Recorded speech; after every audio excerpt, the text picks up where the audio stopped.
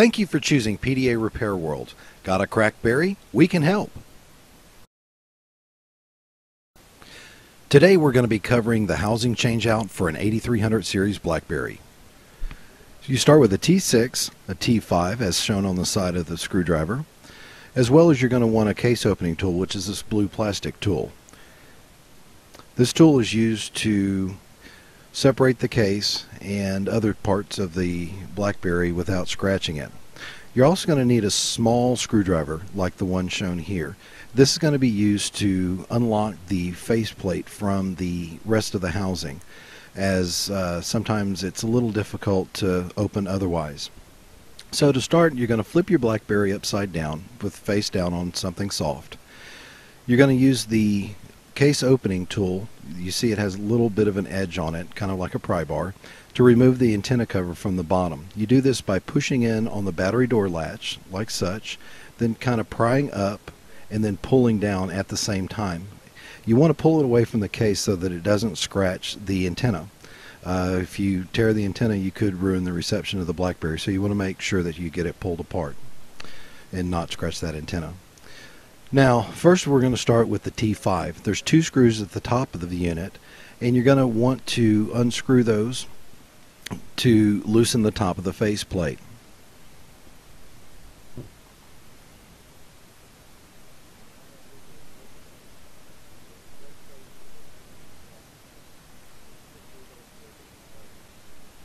Once you've got the screws removed, all you need to do is turn the unit upside down and give it a little shake, and the screw should come right out. Now we're going to remove the side rails from the unit.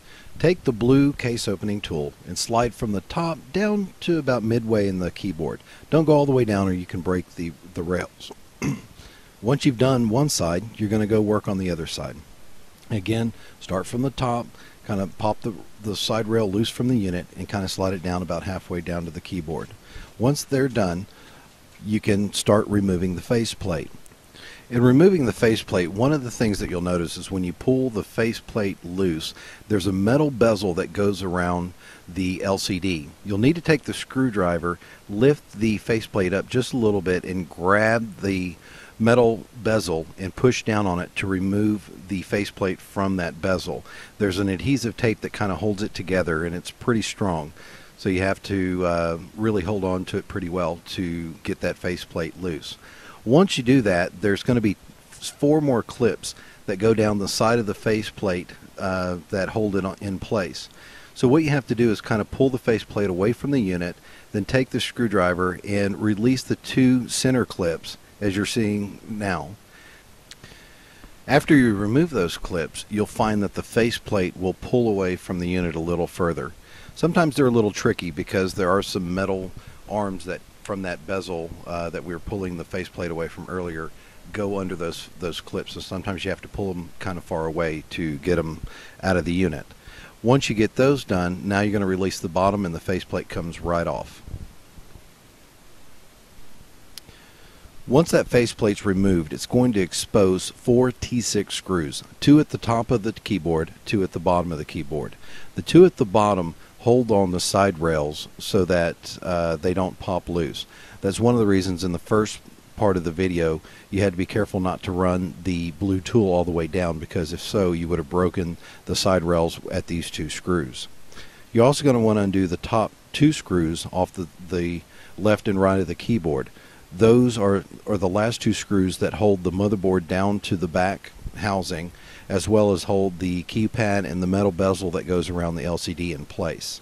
So when you undo that screw, you'll see that the keypad is actually holding down that metal bezel.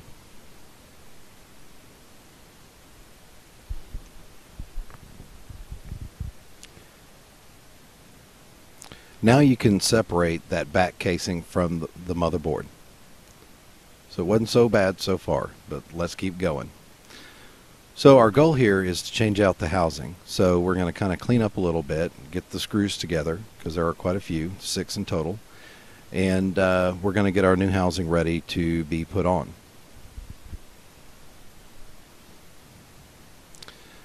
The housings usually come somewhat put together. So first thing you're going to need to do is remove the battery door from the housing. As well, you're going to have that clip at the bottom that covers the antenna. You'll need to pull that away. Again, pull it far away from the bottom so that you don't scratch the antenna, because you can tear the antenna and ruin the new housing.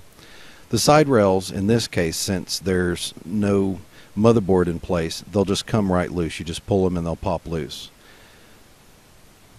So you will need to use the small screwdriver to probably remove the faceplate from the mid plate.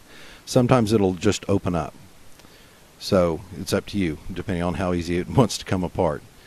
So there's usually a protective covering on the inside of the lens to keep fingerprints off the lens, as well as dust and other things. When you go to pull it loose, sometimes the foam adhesive wants to come with it. If that's the case, just kind of stop, push back down on it, and then start to remove it again. If it tries to come up again, push it back down to try to seat it to the front of the housing to remove it. You want to use a little canned air to blow off any dust off the LCD and off the lens. If you do happen to get any fingerprints on the LCD, you can use rubbing alcohol with a soft paper towel to remove it. Dampen the paper towel though, don't put it on the LCD or you'll ruin the LCD. So we're going to take the motherboard assembly, put it back into the new back plate, and when you go to put it together, first things first is that you make sure that that metal bezel that goes around the LCD is under the keyboard menu pad part.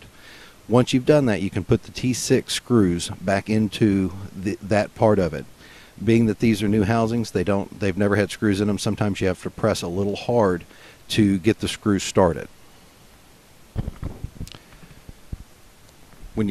Next we're going to put the rails on. When you go to put the rails on, the right rail doesn't have any holes in it, just buttons. You're going to take the bottom and it's going to go over the motherboard, and you'll see there's two little tabs, one there and one in the middle, and you're going to take and poke those into the holes that are in the back plate. The top piece goes over everything, including the metal bezel that holds the LCD in. If you don't put it on top, the housing faceplate's not going to fit on right. You're going to take the other side that has the hole in it for the ear jack as well as the USB and put it in on the other side the same way, over the motherboard, and poke the two spikes into the side of the back plate, and then put the top over the metal bezel that goes around the LCD. So we're going to put the screws down in the bottom of it as well. One thing to mention about all four screws, they are very, very fragile. And because of that, when you go to screw these down, you just want to screw them down till you start feeling tension. And when you see it bottom out, stop. Because if you tighten them anymore, you are going to break the head of the screw off and it will ruin the housing. So you have to be very careful when you do this. Double check everything again, just to make sure that the rails are touching flush on the sides of the mid plate, as well as that the top of the tabs on the side rails are over the metal bezel. You can use a little air to spray off the LCD and spray the inside of the lens, because they do have a tendency to pick up dust during this. Don't forget to put your keypad in. It's one of the easiest mistakes to make, is to put the faceplate on without the keypad. So once that's done, you just take the faceplate, push it, line it up, and then push it straight down. And what will happen is those little fingers on the sides that we released in the first part will actually snap into place. You can, if it doesn't snap all the way in, you just kind of run your fingers around, push that faceplate into the mid plate, and you'll feel it snap into place. Everything should actually be fitting pretty tight right now. The top's not going to be super tight because we're going to put these two screws in, and they're going to pull the faceplate back into the back plate. Remember, these two screws are the fine pitched T5 screws. You want to make sure you don't put them in too tight, because if you do, you will snap them. So as soon as you feel them bottom out, stop. So let's put on the antenna cover. You see the two little fingers? They go on either side of the battery door. So you just push it in and snap it into place.